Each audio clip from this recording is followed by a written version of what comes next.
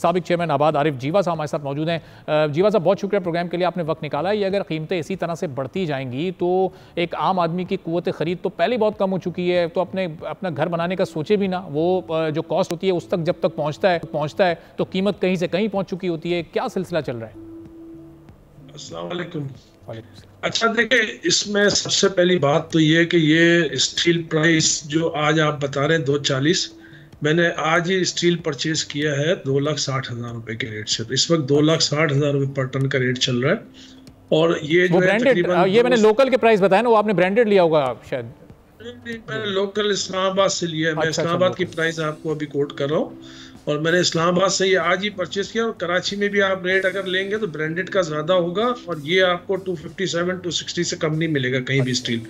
चले खैर, उसमें हमारी डिबेट जो है, हमारी गुफ्तगू जो है, वो यहाँ से मैं शुरू करता हूँ कि आज से 3-4 महीने पहले रेट था 3 लाख रुपए रेट था, जो कम होके 2,50,60 के ऊपर 250 तक भी गया। लास्ट वीक जो है हमने परचेज किया था 10 दिन पहले 2,50,000 रुपए से, आज फिर 2,60,000 में चला गया है। तो आज हमारी स्टील मैन्युफैक्चरर से बात हुई तो उसने कहा ये रेट और आगे जाएगा। अच्छा। तो वजूहत पूछी हमने, तो मैंने उनसे कहा कि भाई क्या वजह है और क्यों आगे बढ़ेगा। तो उन्होंने कहा जी लास्ट वीक जो है वो गैस के प्राइस बढ़ गए हैं, इलेक्ट्रिक की प्राइस बढ़ा दी है गवर्नमेंट ने, तो इस वजह से जो है वो अब ये रेट और आगे और ज़्यादा बढ़ सकता है, ये कम नहीं हो सकता। और दूसरी बात जो है वो, अगर हम सिर्फ 50,000 रुपये जो है वो 50,000 रुपये का डिफरेंस आता है पर टन पे, तो हमें जो है पर स्क्वायर फीट इफेक्ट आता है पर स्क्वायर फीट तकरीबन 200 रुपये पर स्क्वायर फीट। अगर 50,000 रुपये रेट बढ़ता है तो 200 रुपये, तो इसका अल्टीमेटली इम्पैक्ट जो है वो जाता तो एंड यूज़र को ही है।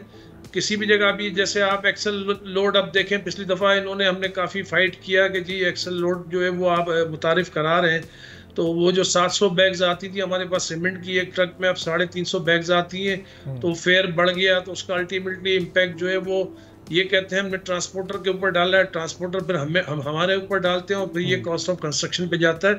और मैक्सिमम ट्रांसपोर्ट जो यूज़ होता है वो यूज़ होता है कंस्ट्रक्शन सेक्टर में। स्टील का भी यही है कि उसका जो है वो रेट का डिफरेंस जब आया एक्सेल लोड का, तो उसके ऊपर लोड आया स्टील के ऊपर। इसी तरह हम इलेक्ट्रिक और गैस की बात करते हैं, और जब हम गवर्नमेंट से बात करते हैं, जाके मिनिस्टर से या किसी जिम्मे करते हैं, वो एक ही बात करते हैं कि जी IMF का प्रेशर है, IMF चाहती है कि बिजली के रेट बढ़ाए जाए, गैस के रेट बढ़ाए जाए।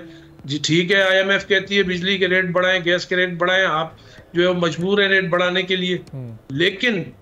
लेकिन अगर ये मजबूरी है आपकी, तो फिर आपकी ये मजबूरी क्यों नहीं है कि जब IMF ये बात करती है कि रेट जो है वो गरीबों को जो है वो रिलीफ देना है और अमीरों के ऊपर प्रेशर डालना है, उनका जो है वो उनके ऊपर टैक्सेस डालने हैं, गरीबों को रिलीफ देना है। तो गरीब तो इस मुल्क में मकान ही नहीं ले पा रहा है, गरीब तो अपना घर खुद नहीं बना पा रहा है, अपना मकान नहीं ले पा रहा है। तो ये किस तरीके से जो है वो ये पॉलिसीज चल रही है। तो जीवा साहब, इसका मतलब कि अगर गैस की कीमत कम नहीं होती, बिजली की कीमत कम नहीं होती और रुपया थोड़ा मुस्तहकम नहीं होता, तो उस वक्त तक फिर ये सरिया भी महंगा होता रहेगा, सीमेंट भी महंगा होता रहेगा, फिर ये बजरी की कीमत भी बढ़ती रहेगी। तो ये तो फिर आगे एक आम आदमी के लिए फिर ख्वाब ही बन जाएगा, उसके लिए घर भी बनाना, और आप लोगों के लिए भी मुश्किलात बढ़ जाएंगी फिर इससे, ज़ाहिर है। एग्जैक्टली हमें मुश्किलात ये होती है कि हमारा बायर जो है वो नीचे आ जाता है, हमारे पास बायर नहीं होता क्योंकि उसकी सकत नहीं होती उस प्राइस में बाय करने के लिए, उसके लिए प्रॉब्लम हो जाती है। अब देखें ना, जो मैंने अभी बात की आपसे थोड़ी देर पहले, गवर्नमेंट ये तो चेक करे, या मोनोपोली कमीशन जो बना हुआ है वो ये तो चेक करे जाके कि जिस टाइल सेक्टर के अंदर। चलें, बहुत बहुत शुक्रिया आरिफ जीवा साहब, साबिक चेयरमैन आबाद हमारे साथ मौजूद थे। सब्सक्राइब करें और बेल दबाएं ताकि कोई खबर रह न जाए।